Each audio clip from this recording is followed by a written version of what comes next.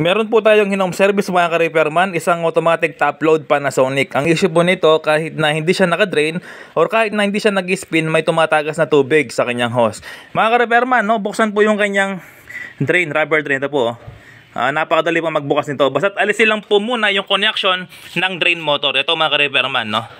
Ayan, tapos ikot po siya ng pa-counterclockwise. Ito nga po, tanggal na siya. Tapos ayan mga ka-repairman, silipin natin, may barya. Ayan, oh. So ayan po, kung makikita nyo mga ka-repairman, may barya, no? Sugitin natin, kunin natin yung barya nya. Ayan, kalawak na, oh. Mukhang matagal na po ito. Ayan. Sabi ko na, tingnan pera yan, harap. Ayan po, no. Ayan. So malalim siya, no. Kailangan talaga ng long nose. Ayan.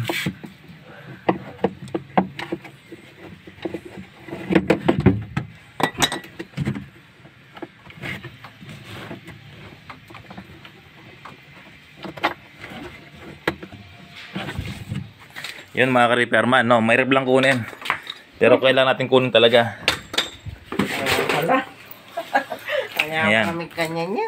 Kailangan ko muna siya.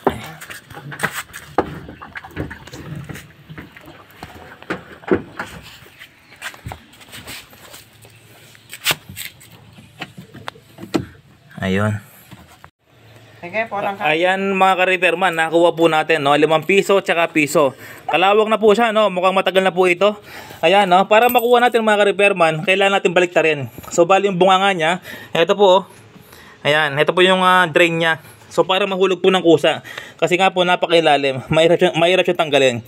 So yung mga ka-repairman, no, dagdag ko na, kapag mabagal mag-spin, mabagal mag-wash, ito lang po, yung fan belt. Kailangan lang i-adjust. Yung motor po, meron po silang adjustment. Kailangan po luwagan ito. Ayan, no, na close wrench na 13 socket, ayan. Tapos adjust yung motor at pwede nang higpitin. So yun mga ka-repairman. Thank you.